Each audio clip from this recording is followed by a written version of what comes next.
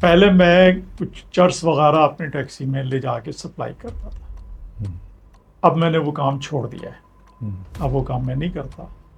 تو پولیس اور ایکسائز دونوں میرے پیچھے پڑے ہوئے کہ تم کام کرو اور ہمیں پیسے بھی دو. 1 مہینے 2 مہینے کے بعد گرفتار ہو گیا. پولیس وین میں لانڈی جیل میں اس کو رکھا گیا تھا. تو پولیس وین میں لانڈی جاتے ہوئے وین کے اندر مار دیا گیا. اور نہ صرف وہ مارا گیا بلکہ اس کرائم رپورٹنگ کے دوران روزنامہ جنگ میں جب میں تھا تو ایک رات میں دفتر میں بیٹھا ہوا تھا. کوئی 10-11 بجے کی بات ہوگی. مجھے نیچے ریسپشن سے کہا گیا کہ کوئی ایک آدمی آیا ہے اور اس کے ساتھ فیملی بھی ہے, وہ ملنا چاہتا ہے. میں نے پہلے ریسپشن والوں سے کہا بھی پوچھو کیا کام ہے کیا ہے. اس نے کہا نہیں, وہ کہتا ہے کہ مجھے رپورٹر سے ملاؤ. اچھا, وہ کوئی میرا نام بھی نہیں جانتا تھا, کچھ نہیں, بس رپورٹر سے ملاؤ, صرف رپورٹر سے.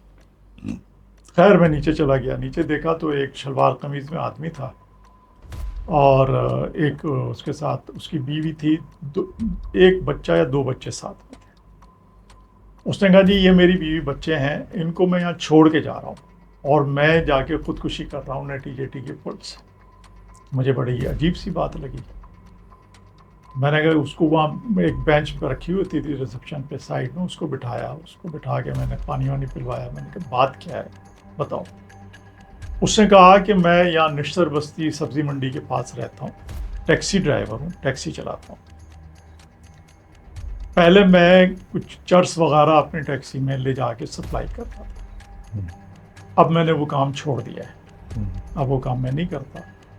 تو پولیس اور ایکسائز دونوں میرے پیچھے پڑے ہوئے کہ تم کام کرو اور ہمیں پیسے بھی دو, اور نہیں کرو گے تو ہم تمہیں بند کر دیں گے, گرفتار کر دیں گے. پہلے بھی مجھے ایک دفعہ جھوٹے مقدمے پر بند کر دیا تھا, گرفتار کر لیا تھا. بڑی مشکل سے میں نے ضمانت کرائی ہے اور میں چاہتا ہوں کہ ٹیکسی ڈرائیورنگ کروں. اس سے جو میری آمدنی ہوتی ہے, میں اپنے بچوں کا پیٹ پالنا چاہتا ہوں, لیکن وہ مجھے مجبور کرتے اور نہ کرنے پر مجھے گرفتار کرنے کی دھمکی. خیر میں نے اسے تسلی دی.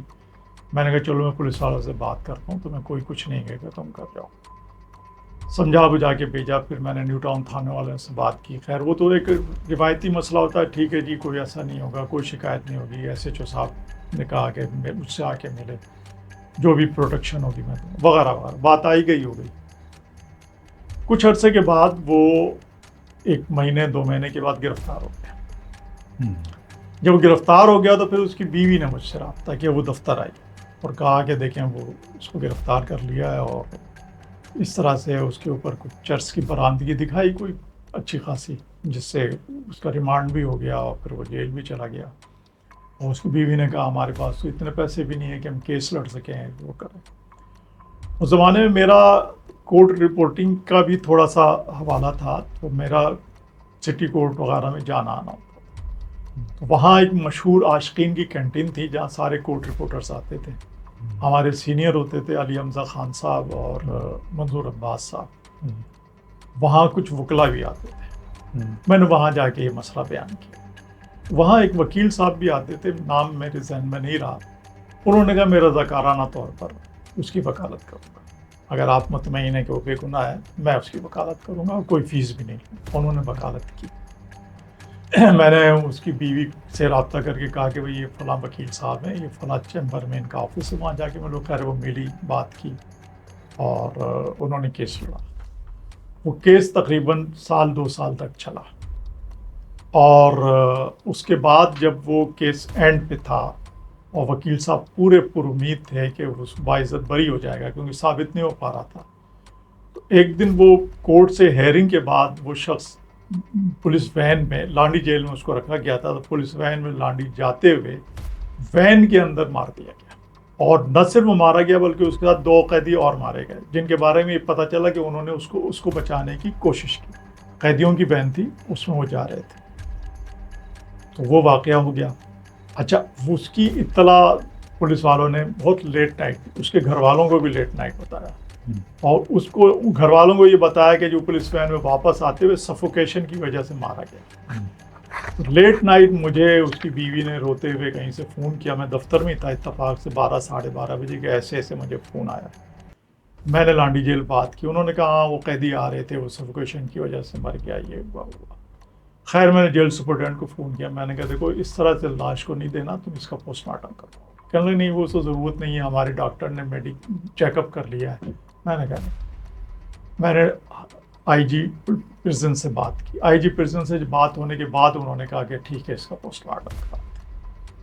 اور پھر آرڈر ہوا، پھر وہ پوسٹ مارٹم کے لیے لاش دائر سول ہاسپٹل آئی. دوسرے دن پوسٹ مارٹم ہوا، پھر پوسٹ مارٹم کے بعد لاش ہینڈ اوور ہوئی. اس میں ثابت ہوا کہ تشدد کے نشانات تھے. گلا دبایا گیا اور تشدد ریزسٹنس ہوئی ہوگی، ظاہر ہے کہ تشدد کے نشانات. وہ کیس بھی رجسٹر ہوا ان پولیس وین کے جو بھی اہلکار تھے ان کے خلاف. لیکن ظاہر ہے وہ فیملی پرسوینس نہیں کر سکتی تھی، تو وہ معاملہ پھر چلا نہیں آگے. اتنا ضرور ہوا کہ کیس رجسٹر ہوا، پولیس پریزنس والے جو وین کے لوگ تھے وہ گرفتار بھی ہوئے، سب کچھ ہوا. لیکن ظاہر کہ پرسوینس نہ ہو تو وہ پھر ختم ہی ہو جاتا ہے، رفتہ رفتہ کیس وہ ختم ہو گیا ہوگا. اس فیملی کا مجھے جو اطمینان ہوا یہ کہ بعد میں آگے چل کر مجھے کچھ سالوں کے بعد اس کی بیوی نے رابطہ کیا کہ اس کی 3 بیٹیاں تھیں، جو 2 بڑی تھیں، ایک چھوٹی تھی اور ایک بیٹا تھا، کہ ان 2 بیٹیوں کی وہ شادی کر دی ہے. تو اس نے ظاہر ہے کہ رابطہ اس لیے کیا کہ جو ہیلپ ہو سکتی ہے وہ کریں. وہ میں نے پھر ان کی ہیلپ کی اور شادی بڑی اچھی طریقے سے دھوم دھام سے ہوئی. اس نشتر بستی میں وہاں کے لوگوں نے بھی شرکت کی اور وہ عزت سے اس کی بیٹیاں اپنے گھر رخصت ہو گئیں. اس کا بیٹا اب بھی سبزی منڈی میں کام کرتا ہے، 1-2 سال میں آتا ہے اور پھل پل دے کر جاتا ہے مجھے.